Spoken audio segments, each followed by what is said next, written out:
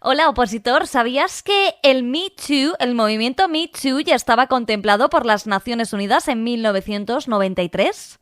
¿O sabías que la Unión Europea no cuenta con normativa contra la violencia de género?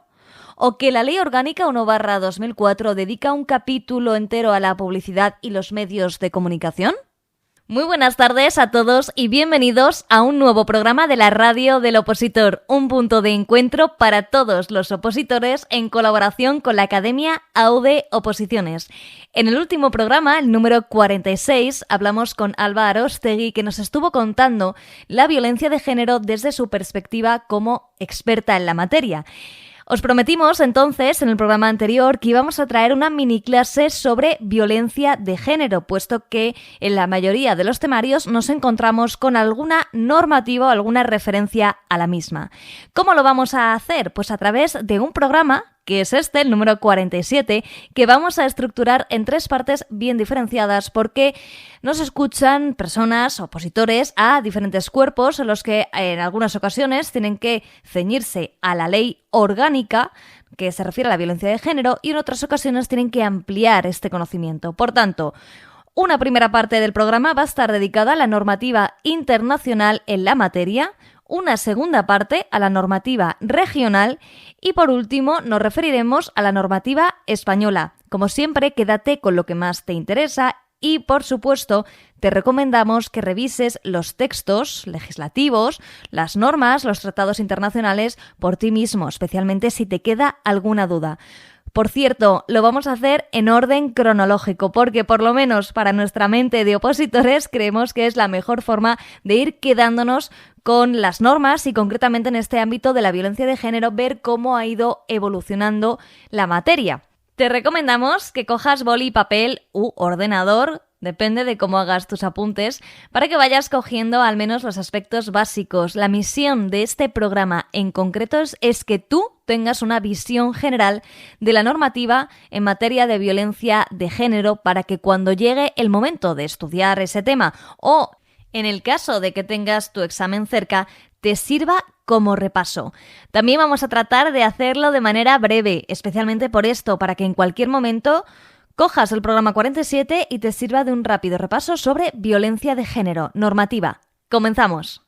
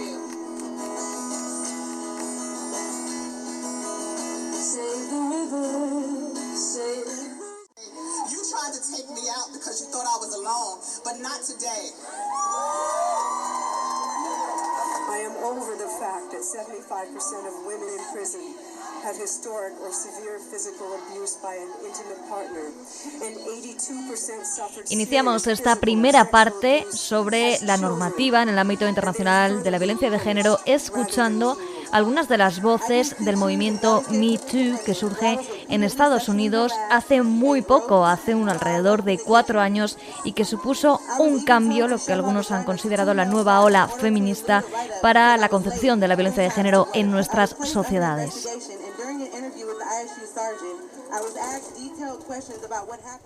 Para hablar de la normativa en el ámbito internacional sobre violencia de género tenemos que referirnos en primer lugar a las Naciones Unidas. Vamos a hacer una revisión, como hemos anunciado en la cabecera de este programa, de manera cronológica. Tenemos que retrotraernos hasta el año 1946, cuando se da la Comisión de la Condición Jurídica y Social de la Mujer.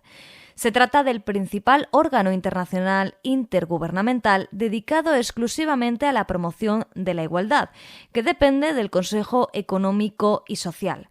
Como se ve, se trata de una comisión que, aunque se mantiene en la actualidad, surge en 1946, antes de la Declaración Universal de los Derechos Humanos, que se da 2 años más tarde, y aunque consagra el derecho a la igualdad, no se da ninguna referencia explícita a la violencia de género, y esto es muy importante tenerlo presente.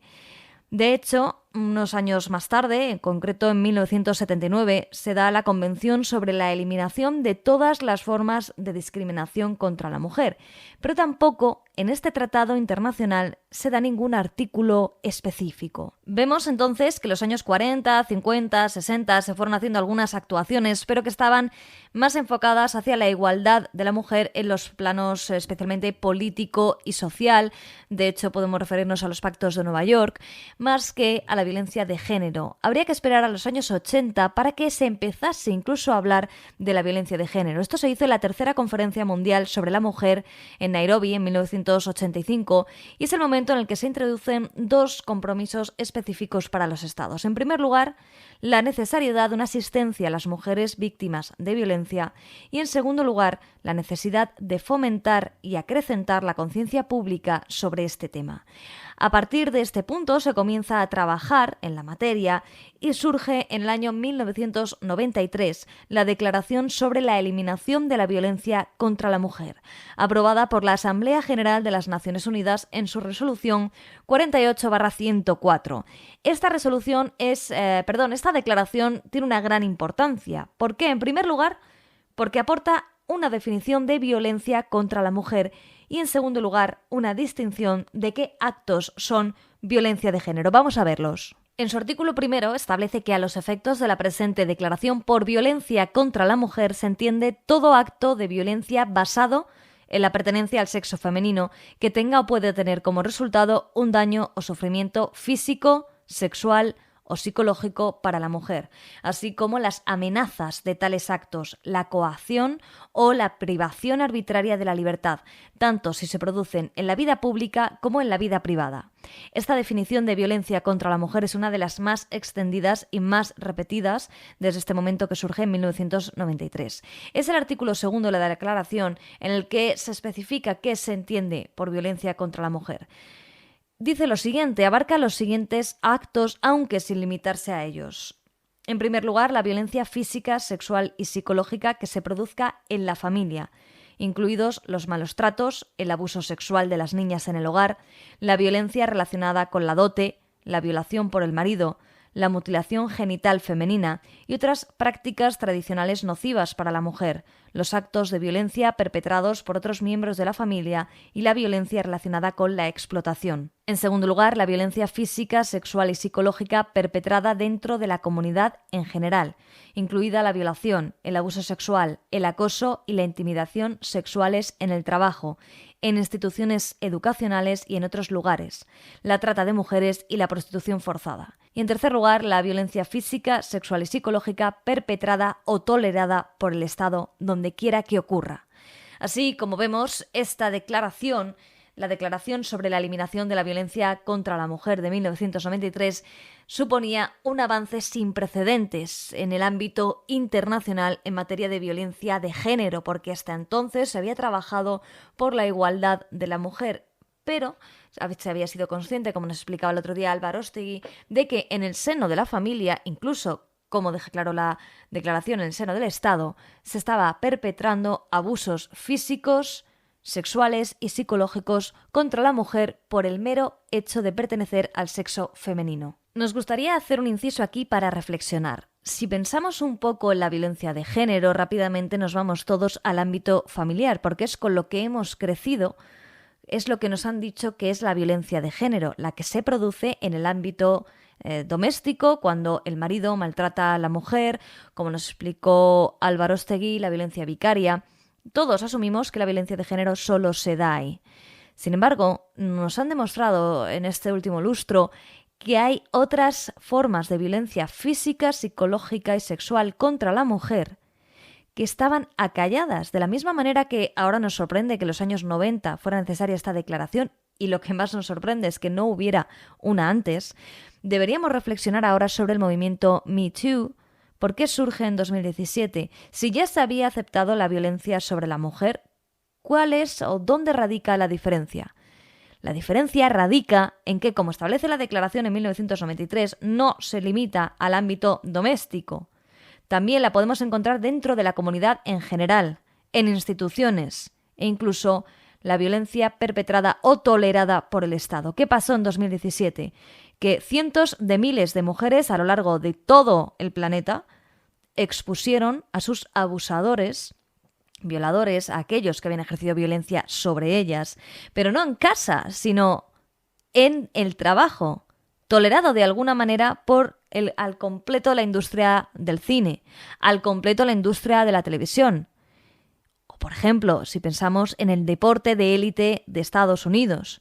Es decir, han salido tantos casos que al final parece que es una violencia que no solo se produce en el ámbito doméstico, como quieren afirmar algunos, sino que también se produce en el ámbito laboral, se produce en instituciones y en última instancia es consentida por omisión por el Estado. Esto es una reflexión que queríamos hacer y que queríamos sacar a la gente, sacar a los opositores de ese concepto que tenemos nosotros mismos también, pero que ya desde hace un lustro se nos está demostrando que no es exclusiva la violencia de género en el ámbito doméstico, sino que se da, es lo que se ha conocido en estos últimos años como el patriarcado, se da desde otras perspectivas y se da en industrias, se da en el entorno laboral, repetimos, en instituciones y, en muchos casos, consentida por el Estado. Queríamos hacer este paréntesis porque la declaración de 1993 a nosotros nos parece que tiene una gran importancia y que tiene una muy buena proyección con respecto a cómo iban a ir avanzando las sociedades. Y esto es lo que tiene de bueno las Naciones Unidas, que en muchas ocasiones se adelantan a lo que luego será necesario en la sociedad. Continuando entonces con esta trayectoria, debemos mencionar la cuarta Conferencia Mundial sobre la Mujer que se produjo en Beijing en 1995 y que supuso la aprobación de una plataforma de acción en la que se incluían 12 áreas de actuación, una de ellas específicamente de violencia contra la mujer. Y dentro de las Naciones Unidas, para terminar, nos gustaría hacer referencia a la ONU Mujeres. Se trata de la entidad de las Naciones Unidas para la Igualdad de Género y el Empoderamiento de la Mujer, que tiene como una de sus principales misiones poner fin a la violencia contra mujeres y niñas. ONU Mujeres se crea en el año 2010 y, como ellos mismos dicen, tienen todavía mucha labor que realizar. Vistos estos instrumentos jurídicos y políticos, queremos referirnos a otro tipo de tratado internacional, concretamente al Estatuto de Roma de la Corte Penal Internacional. ¿Por qué queremos hacer referencia al mismo? Bueno, pues porque proporciona el mayor reconocimiento legal hasta la fecha de la violencia por razón de género como delito con arreglo al derecho penal internacional. En la letra G del apartado 1 del artículo 17, el Estatuto de Roma clasifica la violación, esclavitud sexual, prostitución forzada, embarazo forzado, esterilización forzada o cualquier otra forma de violencia sexual de gravedad comparable cometidos como parte de un ataque generalizado sistemático contra una población civil como crímenes de lesa humanidad. Los mismos delitos se clasifican más adelante como violaciones graves de las leyes y usos aplicables en los conflictos armados y, por tanto, clasificables como crímenes de guerra. Con arreglo al principio de complementariedad establecido por el Estatuto, los Estados parte tienen la responsabilidad primordial de llevar ante la justicia el genocidio, los crímenes de lesa humanidad y los crímenes de guerra. Por tanto, si esto se produjese de forma, la violación, esclavitud sexual, como parte de un ataque generalizado en un lugar en concreto, podría llevarse ante la Corte Penal Internacional. Es algo que no se suele mencionar cuando se habla de la violencia de género y que creemos que puede aportar un destello a tus apuntes o un ámbito distinto al habitual, salirnos un poco del marco de las Naciones Unidas y encontrar aquí el reconocimiento, el mayor reconocimiento legal de la violencia de género como delito con arreglo al derecho penal internacional.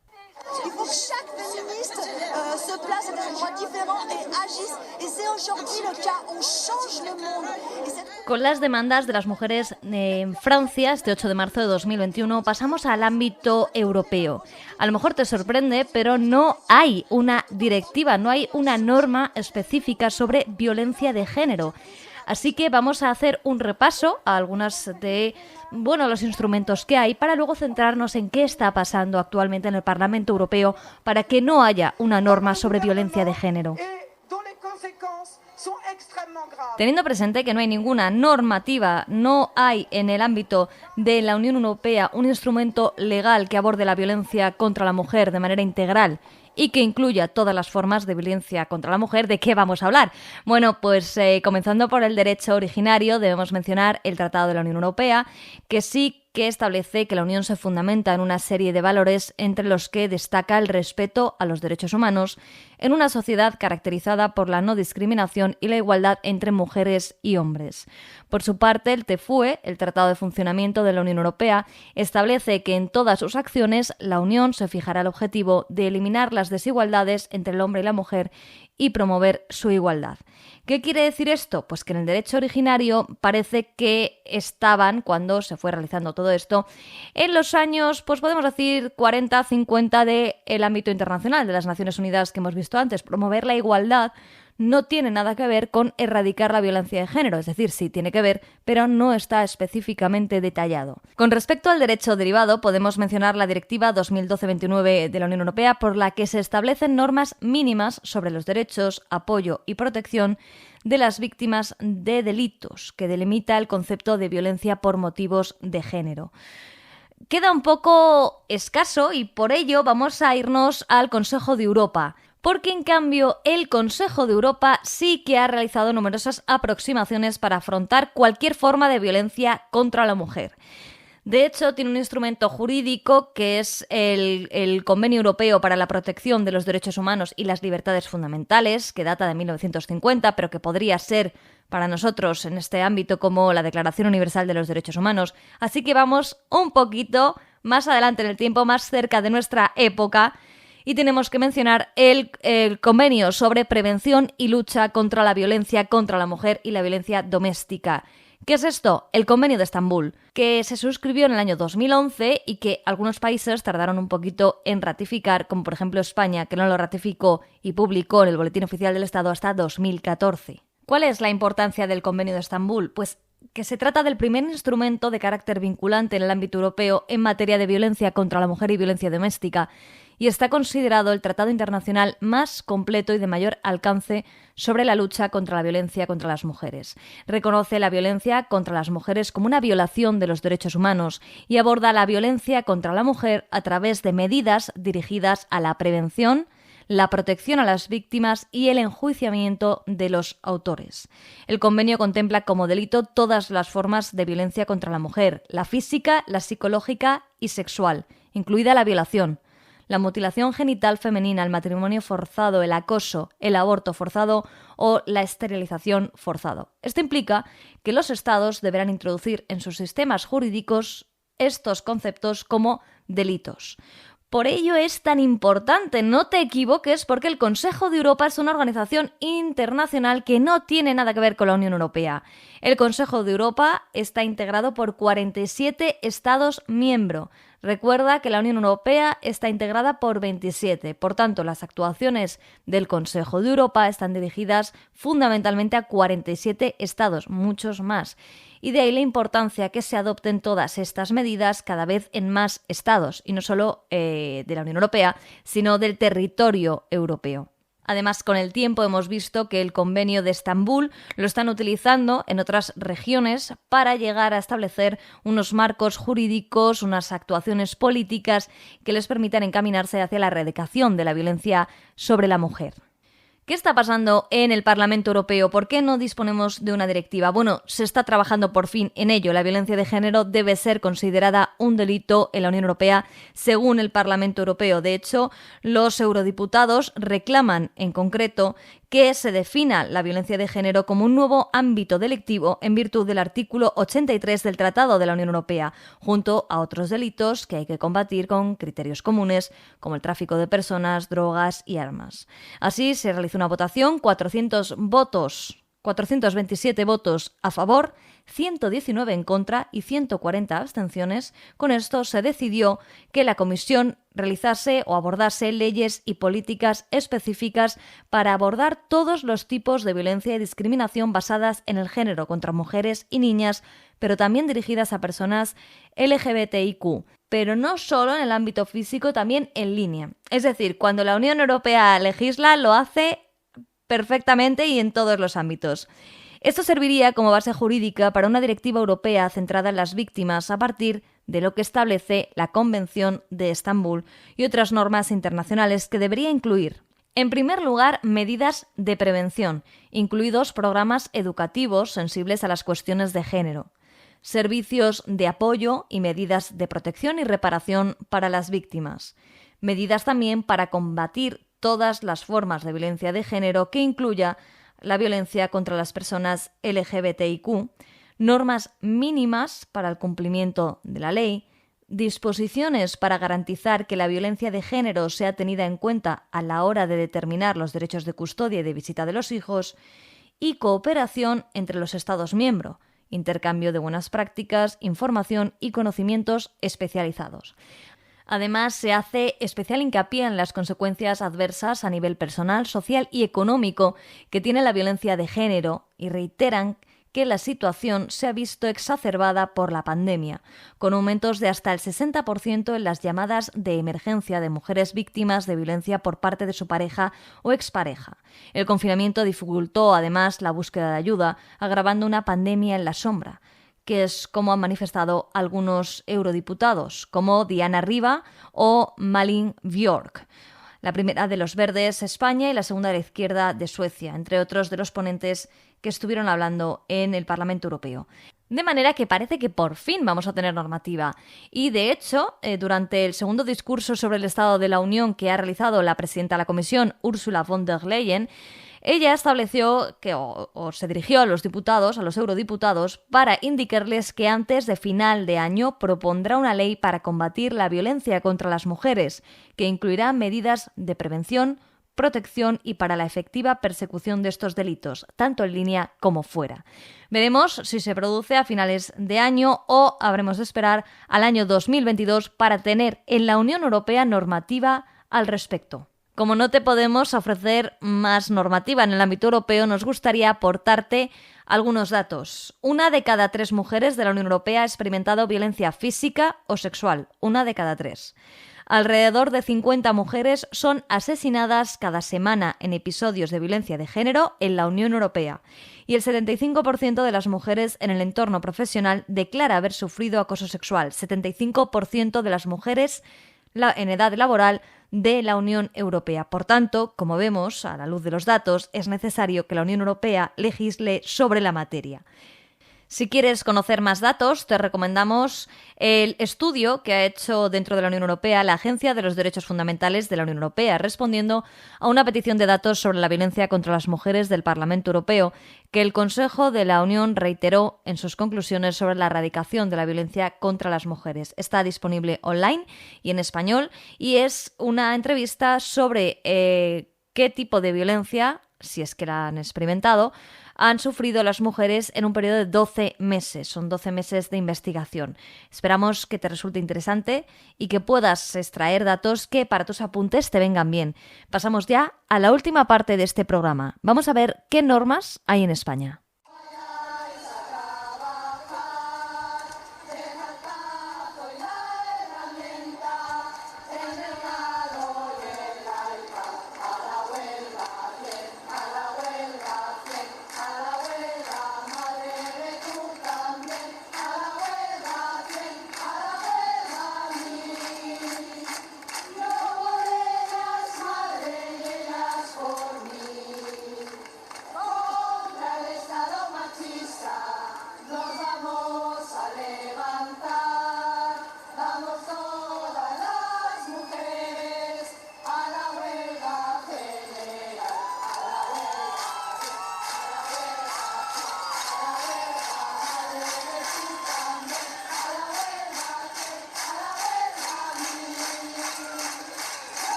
Las mujeres de Bilbao entonaron un himno que nos representaba a todas, un himno que repetimos en todas las ciudades de España aquel 8 de marzo de hace ya 3 años, que revolucionó el concepto del feminismo en nuestro país, que visibilizó los problemas propios de las mujeres, que ubicó a las mujeres en el lugar social, económico, político, cultural que le corresponde, que empezaron a decir que no eran víctimas, que eran asesinadas, que empezaron a poner en el centro la violencia de género ejercida para y sobre la mujer exclusivamente por el mero hecho de serlo. Aquel 8 de marzo cambió todo.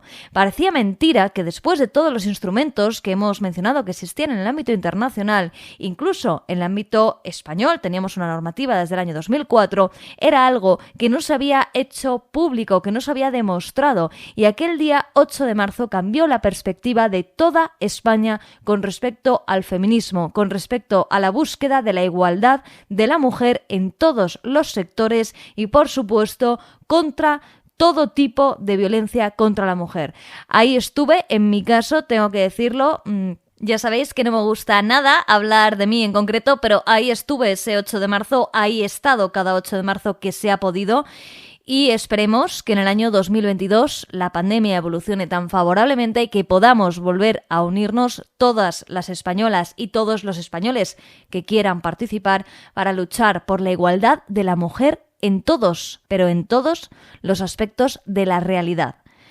Con este preludio pasamos a hablar de la normativa que hay en nuestro país con respecto a la violencia de género. Tenemos que decir, en primer lugar, mencionar la Ley Orgánica 1/2004, de medidas de protección integral contra la violencia de género. También tenemos que mencionar la Ley Orgánica 3/2007 para la igualdad efectiva de mujeres y hombres, el Código de Violencia de Género y Doméstica, y también debemos mencionar que en el Código de Extranjería también hay algunas especificaciones dirigidas a la violencia de género.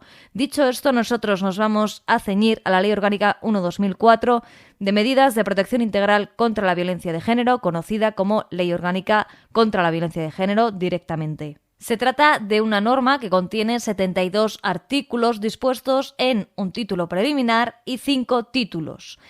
Lo revisaremos, especialmente el título preliminar, el título primero y el título segundo. Ahora, ¿dónde está el fundamento constitucional de esta ley orgánica? Lo encontramos en el artículo 15 de la Constitución española, derecho de todos a la vida y a la integridad física y moral. ¿Qué pasa con este artículo? Como ya sabrás, se encuentra en la sección primera del capítulo segundo del título primero de la Constitución española y, por tanto, ¿qué es? Esto es como matemáticas. Derecho fundamental. Un derecho fundamental, ya sabes, que se tiene que extender por ley orgánica y no por ley ordinaria. Aquí tenemos la ley orgánica de medidas de protección integral contra la violencia de género. Esta norma, en la exposición de motivos, se dice que era necesario porque un problema como la violencia de género ya no era del ámbito doméstico, sino que era un problema social y había que hacerle frente, y por tanto esto es el contenido de la norma. Título preliminar. 2 artículos solo. El primero de ellos, artículo 1, cuál es el objeto de la ley, y el artículo 2, cuáles son los principios por los cuales se rige esta ley, los principios rectores. Con respecto al objeto de la ley, evidentemente actuar contra la violencia que, como manifestación de la discriminación, la situación de desigualdad y las relaciones de poder de los hombres sobre las mujeres, se ejerce sobre estas por parte de quienes sean o hayan sido sus cónyuges, o de quienes estén o hayan estado ligados a ellas por relaciones similares de afectividad. Además, por esta ley se establecen medidas de protección integral, cuya finalidad es prevenir, sancionar y erradicar esta violencia y prestar asistencia a las mujeres, a sus hijos menores o a aquellos menores sujetos a su tutela, guarda o custodia. La violencia de género a la que se refiere esta ley, 1/2004, comprende todo acto de violencia física y psicológica, incluidas las agresiones a la libertad sexual, las amenazas, las coacciones o la privación arbitraria de libertad. Y además se añade que también comprende la violencia que, con el objetivo de causar perjuicio o daño a las mujeres, se ejerza sobre sus familiares o allegados menores de edad.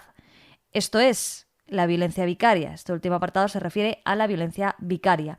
¿Cuáles son los principios rectores que se establecen en el artículo 2?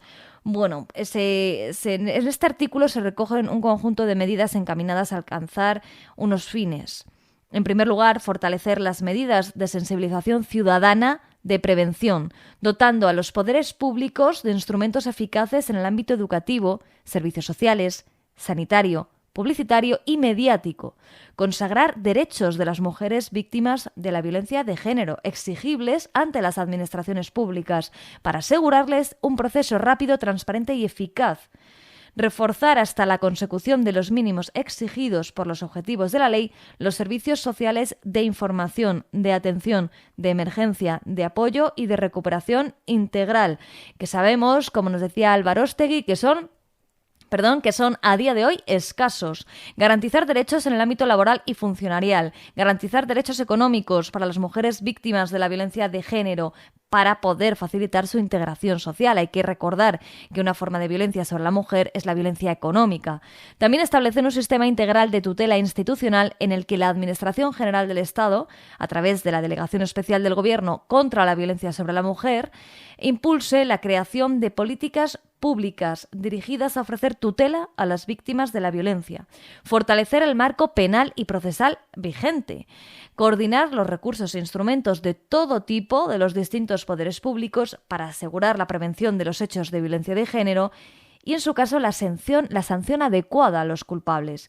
Promover la colaboración y participación de entidades, asociaciones y organizaciones, fomentar la especialización de los colectivos profesionales que intervienen en el proceso de información, atención y protección a las víctimas, porque si estas personas no están especializadas no les van a poder ayudar adecuadamente. Y, en última instancia, garantizar el principio de transversalidad de las medidas, de manera que en su aplicación se tengan en cuenta las necesidades y demandas específicas de todas las mujeres víctimas de violencia de género. Me habrás notado que hablo un poco rápido y esto es porque nos falta algo muy importante y esto es, nos vamos al artículo 1 de nuevo. ¿Habéis escuchado hacia quién va dirigida? A aquellas personas que haya una relación de poder, siendo cónyuges o hayan estado ligados a ellas por relaciones similares de afectividad. Esto es, también lo comentábamos en el último programa, se nos queda un poco corto y no hemos hablado en el inicio cuando estábamos comentando el Me Too relacionado con la normativa internacional. Comenzamos ahora de una manera más pausada con el título primero de esta ley. Título primero que lleva por rúbrica medidas de sensibilización, prevención y detección. Se inicia con un artículo en solitario, el artículo 3, y después ya se divide en varios capítulos. Capítulo primero, medidas en el ámbito educativo. Capítulo segundo, medidas en el ámbito de la publicidad y los medios de comunicación. Y un capítulo tercero, medidas en el ámbito sanitario.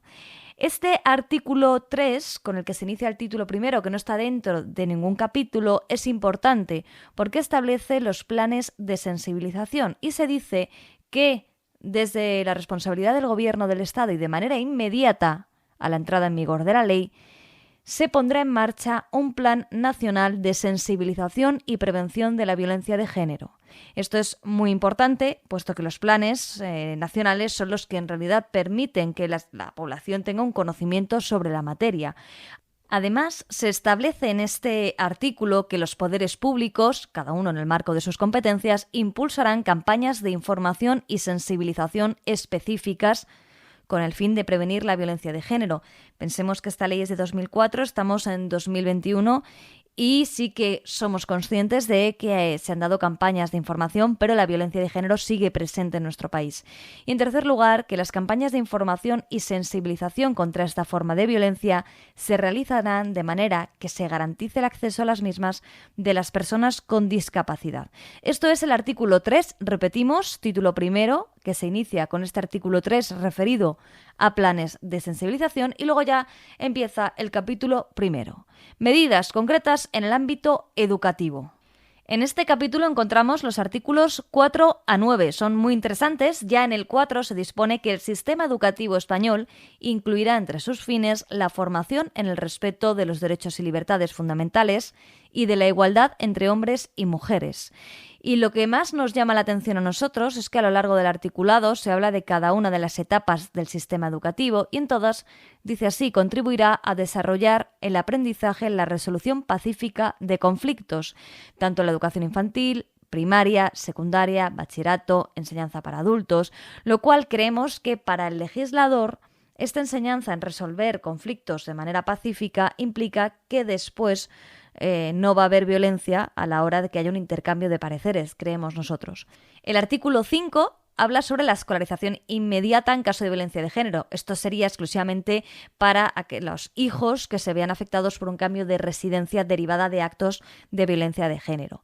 El artículo 6 habla del fomento de la igualdad. Con el fin de garantizar la efectiva igualdad entre hombres y mujeres, la Administración Educativa velará para que en todos los materiales educativos se eliminen los estereotipos sexistas o discriminatorios.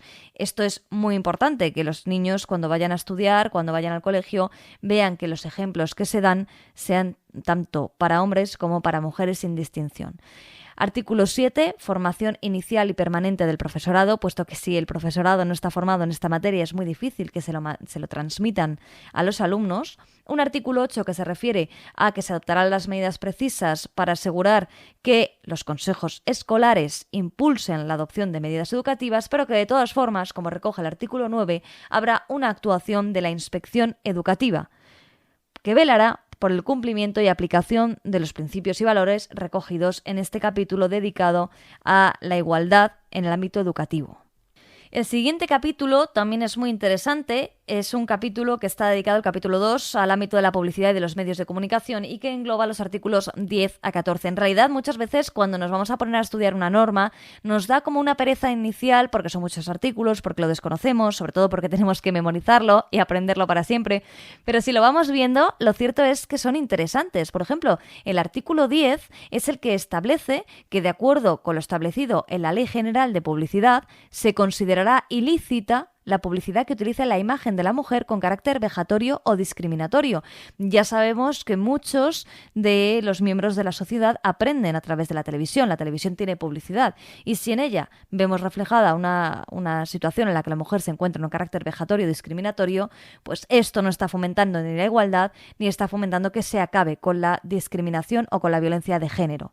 El artículo 11 establece que los entes públicos a los que corresponda velar para que los medios audiovisuales cumplan sus obligaciones, tendrá que adoptar las medidas que procedan.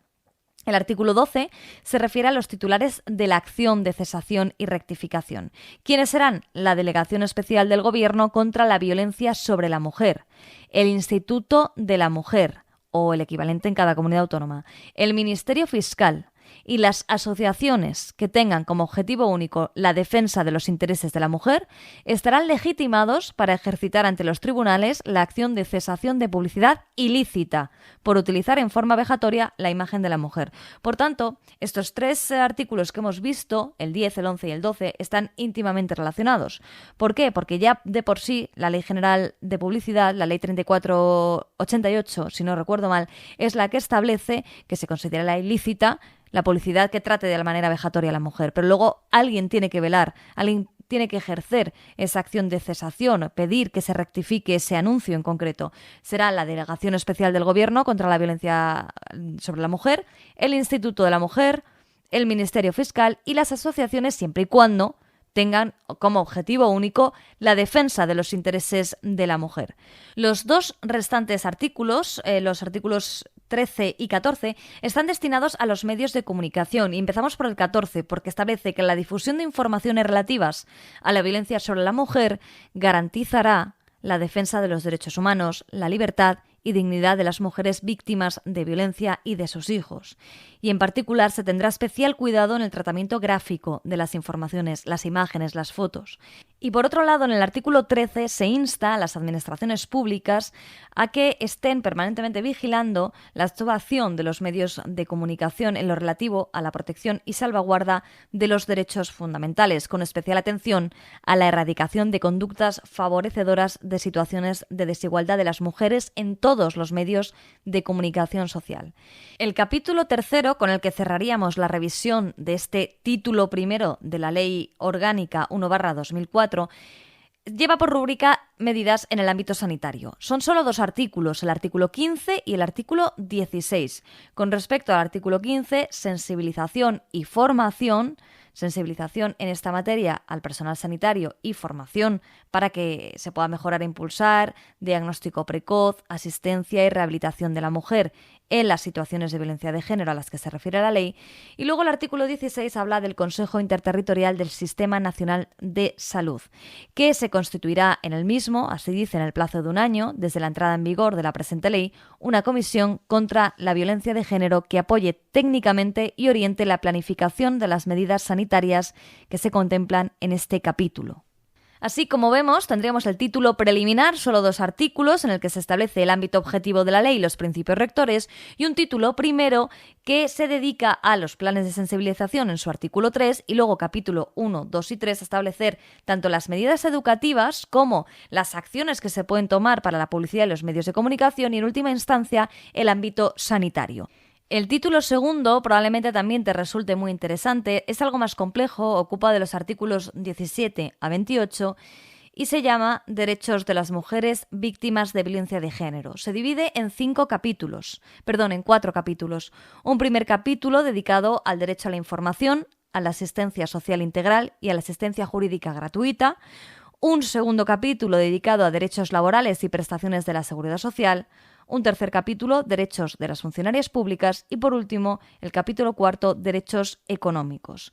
Creemos que con la revisión de estos derechos quedaría completada una primera aproximación a la Ley Orgánica 1/2004 y ya restaría, para aquellas oposiciones que sean un poquito más específicas, la tutela institucional, título 3, la tutela penal, título 4 y la tutela judicial, título 5, en la que se engloban la mayoría de los artículos de esta ley. Por tanto, para la mayoría de las oposiciones recomendamos una lectura de la exposición de motivos, a continuación una lectura del título primero y del título segundo, haciendo especial hincapié en el título segundo con los derechos de las mujeres víctimas de violencia de género. Aunque no nos queda mucho tiempo, no queríamos terminar este programa dedicado a los instrumentos normativos y políticos contra la violencia de género sin recomendarte la lectura del Real Decreto 455/2020 por el que se desarrolla la estructura orgánica básica del Ministerio de Igualdad.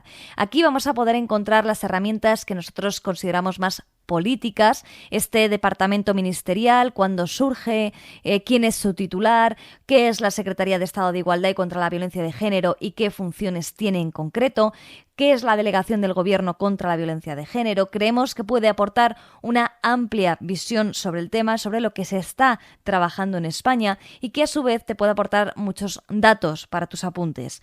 Hasta aquí llega nuestro programa de hoy. Muchas gracias por habernos escuchado. Muchas gracias a todas las personas que trabajan día a día por erradicar la violencia de género.